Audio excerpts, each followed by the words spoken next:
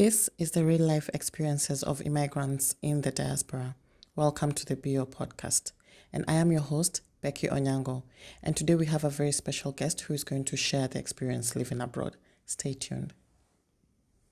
Hello everyone and welcome back to another episode of the BO podcast. I'm your host Becky Onyango and I'm very happy you've been able to tune in for today's episode. We have a very special guest today and this is Emmy. Thank you so much for joining us, Emmy. Yeah. And basically she's just going to take us through her journey, her experience of moving all the way from Nigeria to Germany and all the way to Canada. So thank you so much for joining us, Emmy.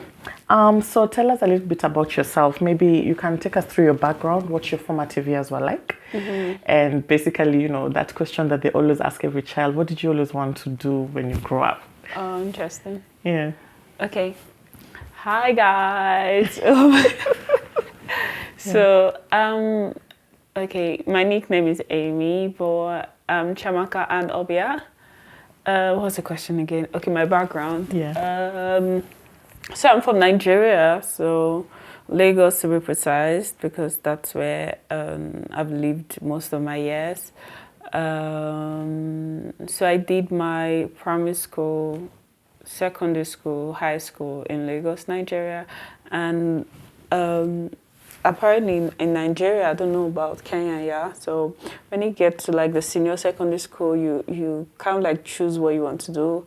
Being an art student, a science student, a social science student. So I actually chose to be an art student. Oh, this is from the high school level? Yeah, from the high school level. Oh, so you actually get to specialize from yeah, that? Okay, nice. Like from the senior, like SS1, so you have to specialize. I remember trying to, they put me in the science class and then one of my friends be like, no, she's going to the art class with me. So I went to the art yeah, I went to the art class. Okay. It was cool. I love literature, so I actually do love the whole reading books and learning more about people and arts and all this stuff, and also part of the social sciences. So outside school, what I wanted to do was study something more on communication or literature or just something different. But I was also I was actually moving into the foreign languages part of my world. But I ended up in English literature, which was actually what I wanted to do. Though some people wanted me to be a lawyer, but I really didn't want to be a lawyer. Yeah. I didn't see myself wearing white and black and defending someone in the court of law. No. I just wanted to have like this free lifestyle, and I felt that's what literature gave me. So where you can be creative and just come up with artistic, Sure, and also critique others, you know, and also learn. Like the thing about literature, it makes you more empathetic, and it also makes you learn about things you wouldn't normally learn about, which was also cool. And does it also entail a lot of history or no? Yeah, it depends on some courses. So some courses deals with like different histories, you know, why some just pure literature and some just analysis, some just theories. Okay. So that's how it is. And basically, yeah. So after that, it's sort of like a family tradition. So after your bachelor's, you do your master's. Yeah. So after my bachelor's, I decided to do my master's in time. So was it also in literature or something different? It was also in literature, but my major was in media. So I decided to do my thesis on Black Panther. I was this Black Panther kind of girl, this movie kind of girl. So I did it in Black Panther. And wait, is it Black Panther the movie or Black Panther the movement in the US? The movie. Oh, the movie itself. Yeah, the movie itself. Yeah, I love the whole rethinking of African identity and seeing Africans as heroes. Yeah. But comical way of hero. Oh, nice. But for a long time, but always giving this particular stereotype that wasn't favorable for a black skinned person. So it was always typically like the poor ones. Yeah, the poor ones, the ones staying in all those areas that weren't so fancy. So that was, I love the idea, I love the characters, I loved how they portray black people. By the way, one of the actors is Chadwick. Kenyan. Okay, Chad. Okay, may he rest in peace, Chadwick Yeah. Boseman. He was like the main character. But one of the other female characters was Lupita Nyong'o. Oh yeah, Who is so I actually love Kenyan. her. I love her. Shout out to Lupita. Yeah, because of Lupita, Yeah. I did 2 movies because of Lupita. Because Lupita was also in Queen of Catway. Yes, You know, yes, Queen of the Catway, Ugandan. the Ugandan Yeah. kind of stuff. So I was looking for somewhere where Lupita would And be. can you play chess? I 'Cause don't know how to play chess. I've tried it, Yeah. but it was always, Oh, I love chess. You should Really? Try, yeah, you should give it a try. It really makes you be strategic on it, you know.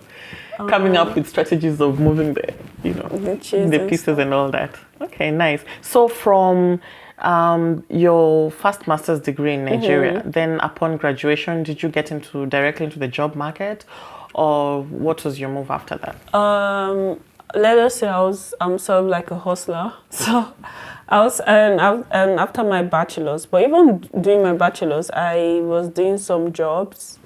So after my bachelor's, I went into the labor market. There I was a content person. I was also in the recruitment kind of field, you know, so that was before COVID. So I was actually doing work from home before COVID because I wanted to do my master's. I told my boss, you know, I want to do my master's. How are we going to work this out? Yeah.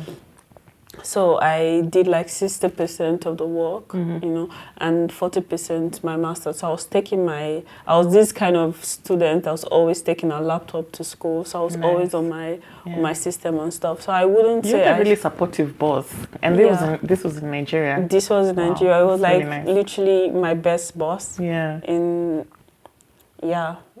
Even in Germany, I think he's still my best boss. Yeah, sure. It's someone I still communicate to. So I was this kind of person taking my system to work. So I was actually working while doing my master's. So there was no stop, actually. The only stop I ever had was doing undergraduate. Maybe the first 3 years. But my master's, I had to work, you know. So after that, after my master's, I think after my coursework and then thesis period, which I had like more free time. So I actually left my good, kind boss to another job. It must have been really painful. Yeah, it was. But the other job was, I had like, because with my other boss, it was sort of like a startup. We weren't much in a company.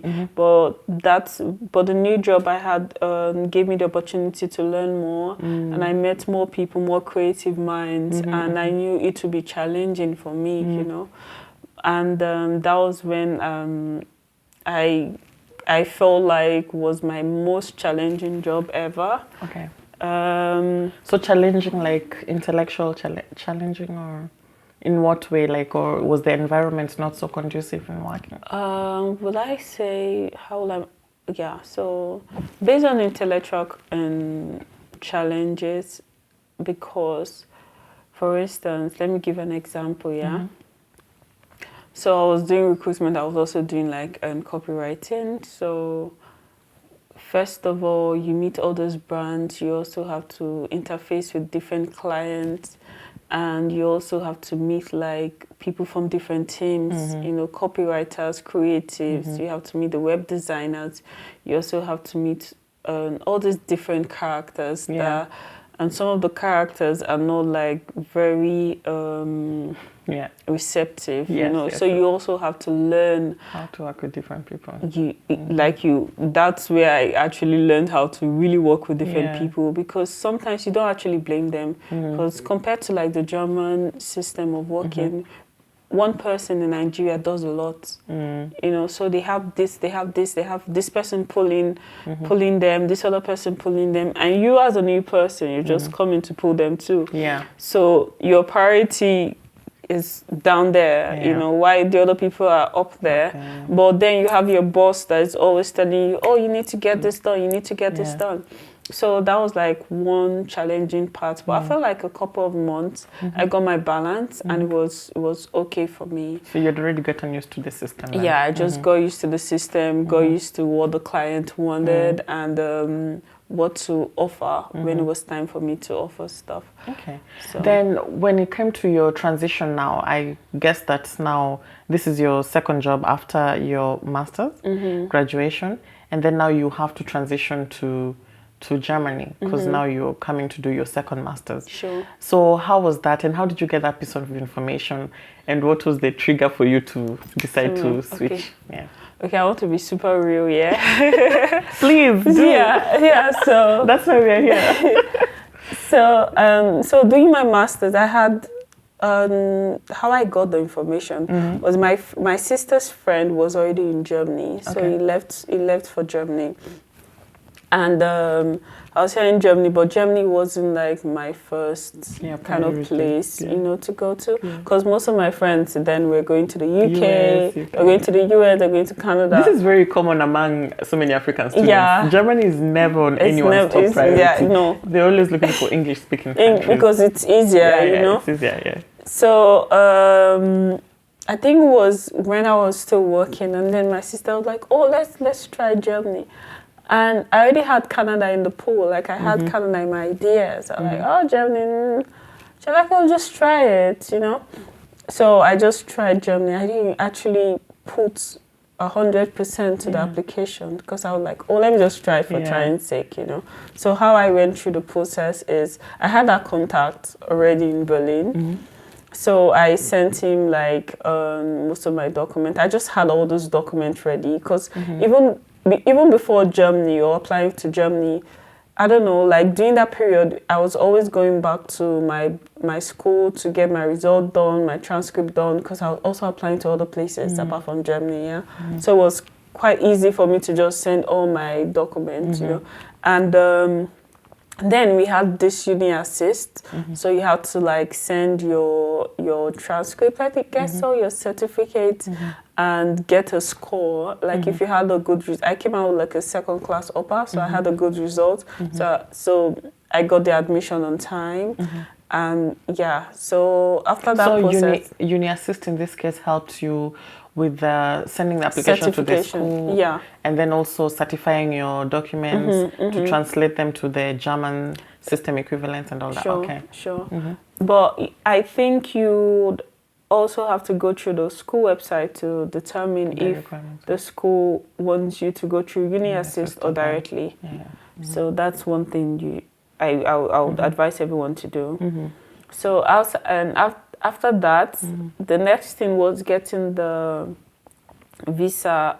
No, not the visa. The appointment interview, like to get is it a visa? No, the embassy. To go to the embassy to get like the visa appointment. To do the visa appointment to do one interview or something. I'm trying to remember. Yeah. So that was also easy because I was in category A. Okay. Compared to now, I think things have changed a lot. I was in category A, so I got the appointment really easy. So I just went there.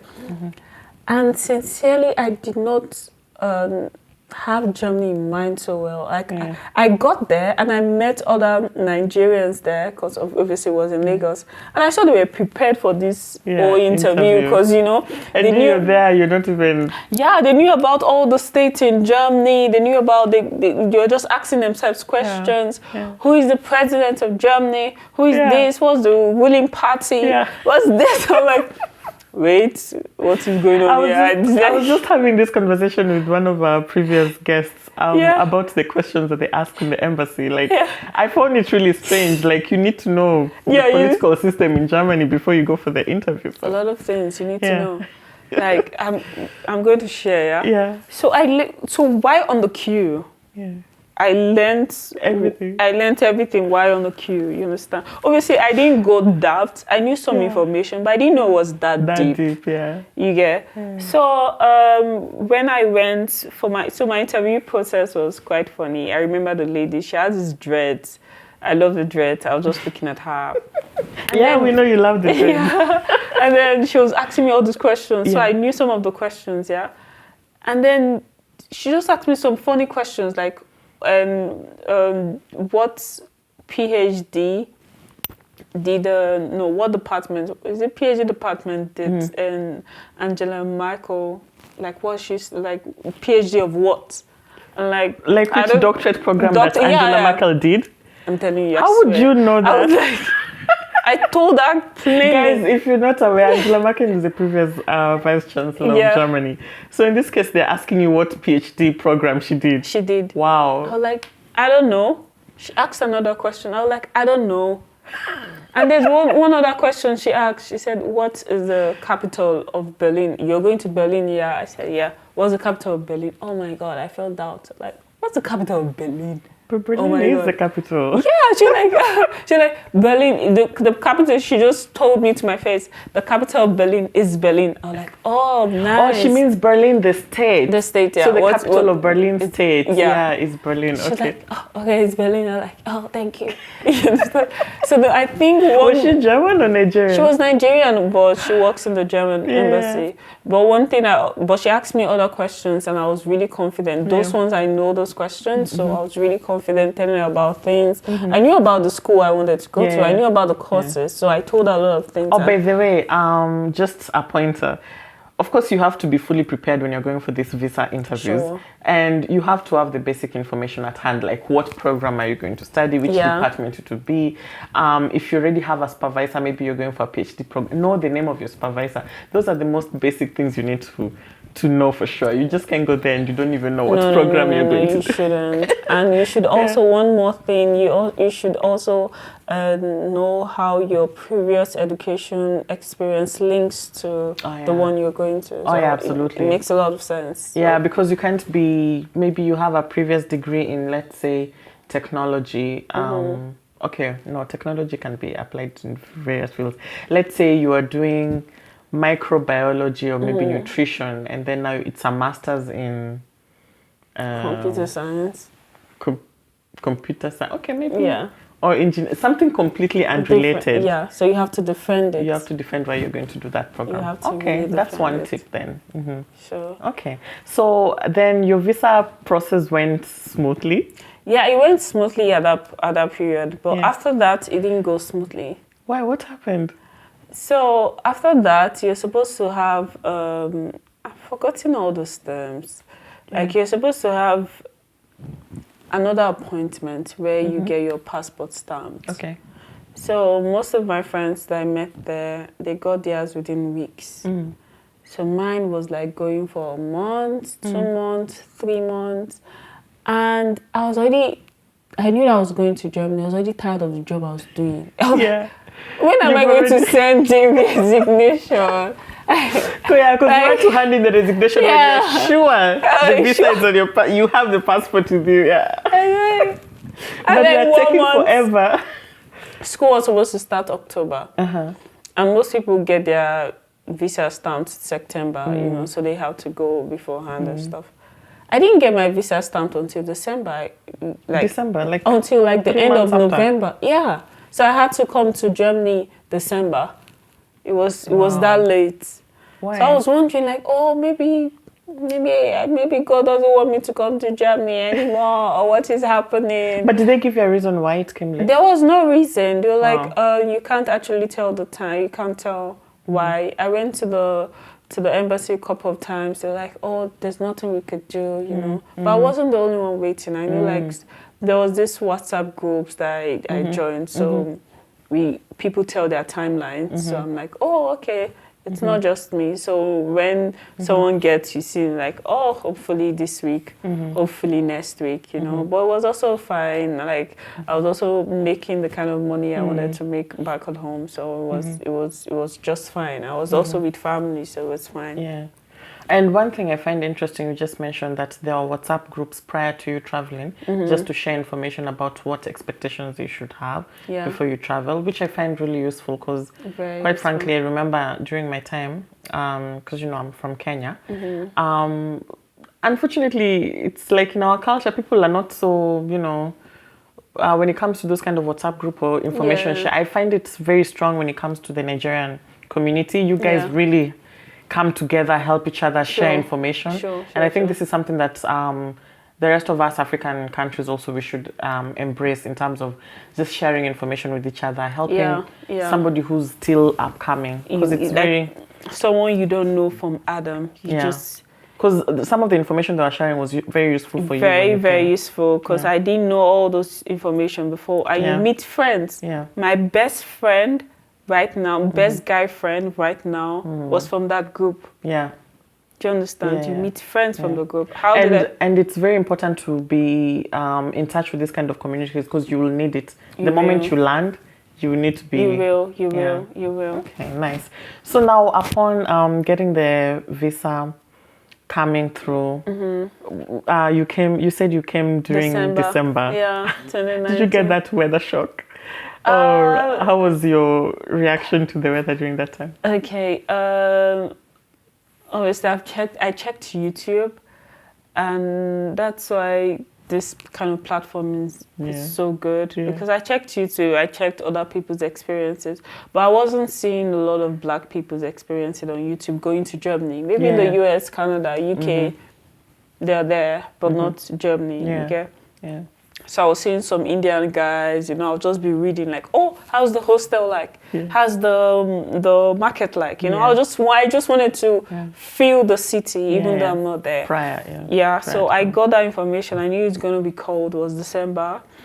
So despite the air condition being on, like, I was getting myself ready. If I can stay here, I could stay outside. Yeah, because in Nigeria, you really like air conditioners. We do. So you are really well equipped when it comes to the jacket, all the warm stuff that you need. Not so well equipped actually, but traveling to Germany, I wore like 2 jeans because I wanted to, and then I wore 2 jeans. 2 jeans. No, I don't like cold. Even till now, I don't like cold. You know what? Same here. I don't like cold. I don't like cold. Oh, but 2 jeans. Wow. Okay. I wore 2 jeans, but I had to remove it when I was at the Nigerian airport. So I wore the second one. On the plane coming to Germany when I was feeling a little cold. I just wore it. So I got this jacket. I got a winter jacket from Nigeria, and then my friend also gave me one. He was just coming from, I think it was coming from the UK. So he gave me one light one. But like he told me it was light. So I was like, no, it's not light. It's okay. He told me this thing is light. I held that jacket as if it was everything. And then I was supposed to come to Berlin, but I didn't know anybody in Berlin except one of my friends, but I wasn't really close to her. So the first contact, like first family friend contact, was in Hamburg. So it made a lot of sense for me to go to Hamburg before coming to Berlin. Because if I come to Berlin, who am I going to stay with, So I landed at in Hamburg. As I left the airport, the kind of cold that embraced me, even despite the 2 jeans I was wearing, it was not enough. It wasn't enough, and even the light jacket, my friend, it wasn't enough, man. It wasn't. Coming from a very hot weather too. It wasn't. I was like, what is this? It was so cold. I can't remember the minus, but it was so cold. But thankfully, we entered the train quite early. So, inside the train, it was warm. But you had to go outside to change the bus. It was so cold. But over time, you got used to the weather. Yeah, I just got used to it. I was always inside. I didn't want to go out, So that's when I see all those people that travel. Then when I haven't traveled, You see all those people that travel and then they spend so much time outside. I'm like, how do they even do it? Because you just go out for 5 minutes. You're like, no, I'm back inside. Yeah, I'm back inside. Okay. So now, after arriving in Germany, now you have to settle in school. First, you said you went to Hamburg first. Yeah, I went to Hamburg first. Then you had to come to... how was the settling in? Okay, the settling in wasn't easy because finding an accommodation in Berlin was a struggle. But it's not only in Berlin. Everywhere in Germany, it's a struggle to get accommodation. That's why it's very important for you to find a community before you come. Someone who can give you information here and there, and that is why we are here. So feel free to reach out anytime whenever you have the opportunity to come to Germany, but it's essential, right? Yeah, very, very essential. So how did you get the accommodation then? So how I got it was through the same WhatsApp group, but So you just have to keep asking. You don't have to be afraid to ask. Like, oh, I have this accommodation problem, you know. And then one of my friends just got his. So he just texted me like, oh, just send a message to this woman. So I sent her a message, it didn't work. So I had to go there in person. That was before COVID, you know. So I went there in person. She was like, oh, there is no space, there's nothing.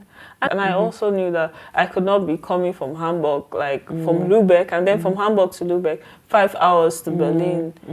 It wasn't feasible, you know.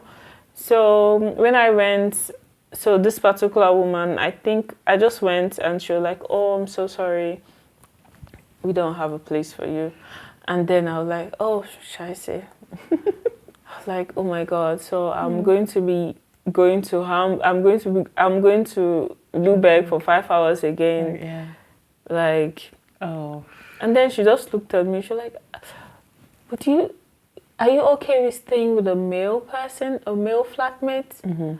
I just told her, and I am so okay with it. Like, I know at that point you say yes. Like, yes, I just said yes to everything. For me, I remember the first time when I came, like for 8 months, I didn't have accommodation. Wow. Meant you're supposed to, you know, do the registration, get the anmeldung done. You have the money, because for me, I was on scholarship, so I used to get like €1,000 every month. Yeah. But you have the money, yes. You can get an accommodation for like 300 or 400. But you just can't get accommodation. So I was crashing with one of my friends who was actually doing a PhD. She was doing her PhD during that time. And she said, you can just come and you'll be sleeping on the floor. I said, thank you. Anything, even if he's sleeping under the sink in the kitchen, I'll do that. So yeah, in the beginning, you don't have a choice. Anything that comes with... You don't have a choice. Okay. So now you went and got accommodation. Yeah, I got it. A lot of male roommates, per se. Just one male roommate and then one female. One female, okay. Which was also nice. And then now, when you come to the administrative staff in terms of registering, going to school, how was that for you? At first, so like the website for the school website was sort of self-explanatory, so I could do some of the stuff myself. But another thing was for me to ask questions. Like I had like one Nigerian friend there. It's so much easier to ask a Nigerian or like an African person. Yeah, because they know the struggle. They understand. They know the struggle, you know. And that's what I did. And when I went to school, unfortunately, I went really late. School started October. I came in December. So you're already behind. People are probably doing the exams. Yeah. So I was so behind. So I had to meet like some lecturers, and some of them I wasn't able to like catch up sincerely. And I didn't know. I didn't know that the German, because mine is sort of like a government school year. Wasn't as rigid as the Nigerian masters would be. So you were like, oh, just take your time. You could even do one course. You could do, you know. I was like, oh, man, I didn't know that. I'm in for it, yeah. I'm in for it. That's the best thing about the public universities. The public universities, yeah. Yeah, I realized that here you're very flexible in terms of how many courses you can take per semester. Sure. But for us who came with the private schools, it's very rigid. You're given a period of only 2 years to finish your master's, and that's it. Yeah. Okay. But that's nice. And in terms of the schooling system, how different is it from back at home? Is there like pros and cons? What you like here? How has it been able to change your mindset or perception towards academics compared to back at home? I think the difference is here is more open. Like the students speak their mind more, and they defend their decisions more than in Nigeria. And I do have more cordial relationship with my lecturers. Not like cordial, not like like best of buddies and stuff, but I feel free talking to them about a lot of things than I would towards my Nigerian lecturers, because I feel like, oh, the professor, Professor this, But even though it's a professor, like I can just go to my professor's office, and just sit down and then we just talk about things. Yeah. And you really chilled. Yeah, even you can sort of argue with the professor and say, no, I don't accept your point. I think this is how it's... So it's your opinion is actually valid. Yeah. Whether it's wrong or right. Sure, okay. Sure. Yeah. And also here, maybe because of my classmates, I don't know. I feel I don't want to sound derogatory, but they also talk a lot, So they just want to share their opinions. It's always so interactive, But in Nigeria, like, man, I don't want to. Don't hear my voice. It's fine. I just want to pass the exam and just get it over with. That reminds me of also when we came the first time. I remember, because I remember the structure of the classroom was more like a seminar room. So, it's in steps. So you can see everyone. Yeah. So even before the professor says anything, someone just starts talking. And then we are all looking at them like, who asked you to speak up? But seriously. I realize it's the culture here. It's their culture, yeah. So you're actually free to speak your mind, very liberal, as compared to back at home whereby, we are very restricted. You cannot speak until you're spoken to. You cannot. Sure. And another thing, they are so confident with the little they know. Yeah.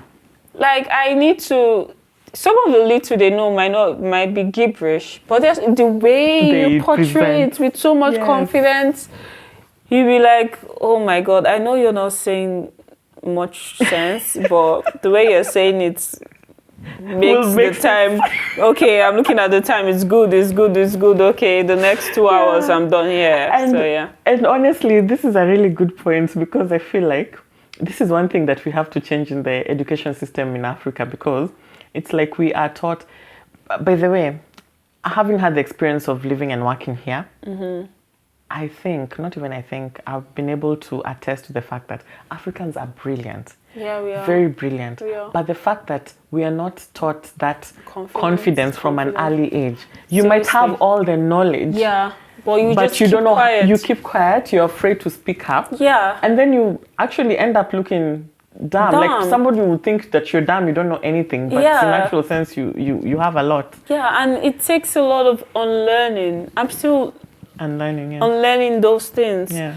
Because I have because of the kind of course I do, I'm doing literature, I also have a lot of Americans, let's say 60% of Americans. Yeah. And if you know anything about Americans, they're very confident people. Overconfident. Let's just call a spade a spade. Overconfident people. I feel like the lecturers, obviously, I'm not saying the lecturers do not do their work here. They know their onions, obviously, you know that. But in Nigeria, the lecturers teach you, they really, really teach you. You know that they're teaching you. But here, you're on your own. You're your own. You have to teach yourself. The lecturer definitely knows what he's saying, but he expects you to know, to learn. So there's no note. There's this lecturer, you're writing. He wants you to pour out what he gave you in class. Yeah. But here, man, no, you have to. Yeah, you have to be on your own. You have to be on your own. In the long run, what do you think that? What kind of value or character does it build in you in the long run? What do you think that? I feel like there should be a balance. You know, like obviously I should learn from the lecturer to some extent, and I should feel myself learning too. But sometimes I feel like what I'm saying isn't the right thing. You might be saying the wrong thing, but no one to validate if it's wrong. Yeah, right? No one to validate it. But I actually do love the approach, the German approach of teaching. Like they want you to learn. They want you to know your process. They want your learning process. They want to know what you feel the material is all about, you know, and not just what they're telling you. So even sometimes you feel like, oh, this material is saying this, or this theory is saying this, and you say it in the class. They're like, oh, that's a good point, but you know. So from the but you learn. So you learn the valid thing, but they want you to talk more. So Yeah, for me, usually you find it's okay. In the beginning, I was like, why is this system Yeah. like this? But I find it that if you now go out into the job market, Yeah. you kind of learn to be self-reliant. Sure. You learn how to do research on your own. Like if it's a task that has been given to you, you know how to do it on your own. You're really not waiting on someone to show you how to go about it, right? Sure. Yeah. So now, in terms of moving from schoolwork and integrating into the job market, Yeah, sure. how do you find that, and then you compare it to the job market back at home? Okay, yeah.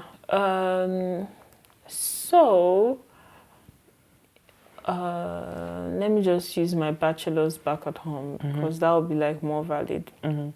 Back at home in Nigeria, when I was doing my bachelor's, so most times, in most cases, when people school, they just school. You understand? Yeah. Just schooling. Yeah. I have allowance. My parents or my siblings, they send me allowance, you know. I just face my study. Imagine all that time we wasted in school.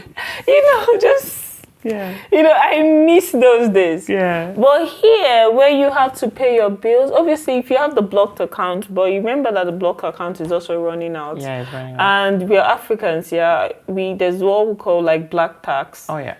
You know, it's not, we understand the struggle. Yes. It's not just, you're not just catering for yourself. Yeah. My friend, you're living abroad, you have a family back at home. Yeah. And they don't really care whether you're a student or not. Yeah. You have to pay the tax. Yeah, you just have to pay the tax. Or sometimes they really do care, but you just feel like, oh, I'm abroad, you know, and you know how things are from Nigeria. You know how things are back at home. Maybe not sometimes not your family, sometimes your friends. Your friends, yeah. You have that. And then you have these bills that you constantly have to pay monthly.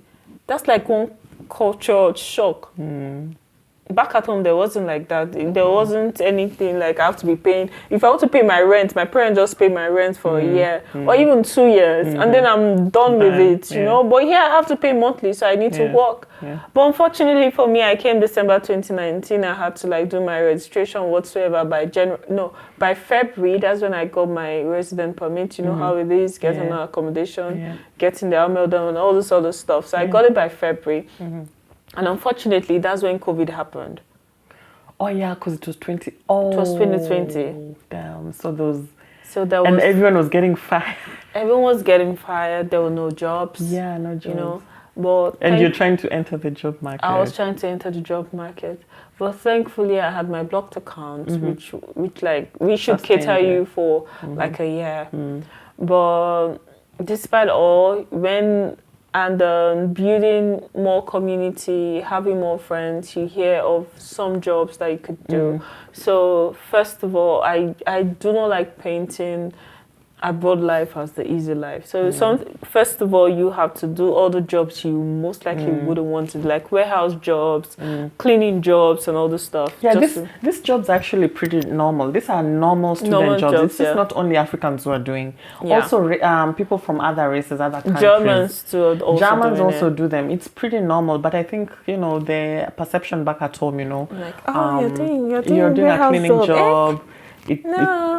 It's not a big deal here, it's not. It actually goes a long way in terms of helping you to survive. So yeah. Sure. So that's what I was. I think at the end of 2020, that's what I was doing for a while, and then COVID happened again. You know how things were, and basically that's it. And then I had to go into like a proper professional job market, and that's when I got into recruiting as a working student. So I had the working student offer is like you have to work 20 hours a week. So I had the working student job role in like a startup too, like fitness tech industry. So what I was doing was more on recruiting people from different departments, like tech roles, non-tech roles, designers, general managers, and all those things, and not just Berlin, like other places, Munich, Hamburg, Düsseldorf. So it was actually a swell experience. Would you say, so the HR role that you got was based on your experience back at home? Yeah, it was. But are they, so the way right now there's this hype about tech positions being very marketable, especially to foreigners. Are HR roles also the same? Do they take a lot of foreigners in those kind of roles? I say foreigners in Germany or Yeah, outside in Germany? Germany. In Germany. Okay, I think they do sort of, but because of the market situation as of last year, there have been these conditions attached to it. So the condition is the German language. Okay. For most of them, though some of my friends are in the HR talent acquisition role. Also, normally the recruitment department would be the first area that a company looks into. Because just imagine you have like 20 recruiters. And then they're recruiting for jobs here. And then there's this market situation where you have to cut off a lot of people. There are a lot of layoffs. So they'll definitely start with the HR. Yeah. Makes sense. Okay. So it's like a little bit problematic. Yeah. But for Berlin, you end up getting a job if you're ready to accept the plenty rejections and just keep trying, keep applying, keep doing this, keep doing that. By the way, one thing for sure is just not only for Berlin, generally, the first time when you're trying to crack into the job market, just take the first one that comes. Then you build your experience from that, because you build a profile for yourself. You might even move positions in that same company based on the deliverables that you get to hand. But also the good thing about here, I noticed, I don't know if you get this a lot on LinkedIn. You always get like recruiters reaching out to you based on your profile, right? Yeah. But that happens mostly after you've already gotten a position in a company, right? Sure. So like last year, I had a lot of like recruiters reaching out to me. Even like yesterday or stuff, I checked, and I still saw like some messages or stuff. Yeah. So you get that. But at least that started from the fact that you already started from somewhere. You accepted the same job, then now you can build from there. Sure. Okay, nice. And then is there any particular experience that you'd like to share, maybe cultural wise? How has your experience been interacting with the natives? Yeah. Anything? I think it depends on personality. I'll consider myself a bit of an extrovert, so it's not... Extrovert? Yeah. Okay. Yeah. So we're the complete polar opposite. No, but you are an extrovert. Oh my God. You're the life of the party. Yeah, it depends on the group of people there. Yeah. So that's why I said a bit, not because it's not like you could see me somewhere else. I'm like, quiet. Yeah. So because of my kind of personality, I try to get myself ready to meet people, like mentally, especially when you're in a place where you don't get to see people all the time. Because come on, it's not like Nigeria, it's not like Africa where the community is more welcoming, you know? So when you see an opportunity to meet someone and there's a vibe, you have to take the opportunity and vibe. And just vibe with it, man. You just have, no matter who the person is, like, that's how, that's one thing. And I don't know about you, like, I have more friends from the African background than the natives, you know? Yes. Yeah. So if you also have that, that's also cool. And because of the community, and you just have to show up. It's not easy for you to leave your house and show up for some of those things. No, it's not so easy, especially if you have work, you have school, you have other things to deal with. But you also have to show up to meet more people. So if you really want to enjoy abroad life, you have to meet people, you have to connect with people, there's Instagram, there's WhatsApp, you know, you just have to leverage on those connections for you to enjoy this place. Because if you don't, it's going to be so depressing, man. Because even though you love your job, because sometimes your colleagues are not your friends, you know? So it's just the job, after the job, back to your life. And if it's just you, it could be depressing. And have you ever realized that, or rather, I don't know if you've had this experience, especially, you know, if you're in a workplace and you have your colleagues, during that period when you guys are working together, you can be going for team events. You can even be meeting after work for some drinks. But then for some reason, when maybe say you resign or you leave that company, go to another company, it's like the friendships end. Yeah, in most cases, in most cases that's actually the situation. But in my own case, it was actually a little different because I've worked in just one. So even when I left, so we have there's how the company was structured. Yeah. So there's this sitting structure. So I have these people. So I still have good connections with those people. Yeah. Do you understand? But the other people, not really. No. I just, but those people, The same team with you. Yeah, the same thing. The people I have like more communication with. And I feel like we're also intentional because we also have like this WhatsApp group where we communicate with each other. Without that, it would have been really bad. Yeah. But apart from work situations, in school situations too, in my own case where I have different courses and I see different people for different courses, it's not like Nigeria where maybe in 100 level it's the same people you see for this course, the same people you see for the next course. But here, that's in my own case, that's not the case. Like I see a different set of person for the next course again.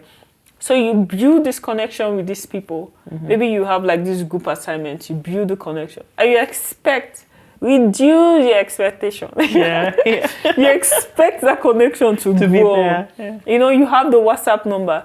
When you say hi, you say hello, first, second time, third time, you just get the message and then you keep to yourself. So I feel like that's one thing that German has also, like being in Germany has made me like, I don't reach out as much as I used to reach out. Yeah. I feel like I've done it. Yeah. So until I get that energy from you, you cannot, because you'll feel like you're forcing issues. Yeah. But I think also one thing I came to realize, and I had a conversation with one of my Vietnamese friends about this, because she was like, I'm not gonna make so much effort in trying to reach out to someone if they don't want to reach out to me. But I told her, you know what, at times before you're quick to judge, it's very important to just try and realize everyone too much, and you're like, oh my god, the last thing you think about. So by the time you're even remembering to reach out to your friends, it might be even weeks or couple of months. True. But I think it's just the life that comes with it when you're living abroad per se. But it's definitely different from back at home where we're always together. Okay. But just one more thing. For reaching out, another thing that worked for me is, especially if it's not like the same African background as you, instead of just getting WhatsApp, I think one thing that works, if you're active on Instagram, is Instagram. Instead of just saying, sharing the WhatsApp, because IG, you see their story, you kind of, you're part of their world, so that you feel more connection because of the story, because of the post. But if you just WhatsApp, I just have your number, and they are not, Nigerian, so we make use of WhatsApp status more than most of the most people. You just the number. But Instagram, I feel like Instagram, they stay in your life longer than WhatsApp. WhatsApp is you just have the number and that's the end. But Instagram, they stay in your life. You see their life sometimes, and you keep that connection. So if I want to advise, especially for your foreign international friends, just get their Instagram. Better. It makes sense. But I also think it's a cultural thing, as we just had the conversation before. True. Yeah. Okay. Nice. So thank you so much for coming through. So we're going to talk about your experience of transitioning to Canada. So guys, stay tuned for part 2. Thank you so much for tuning in. Up to next time. Bye.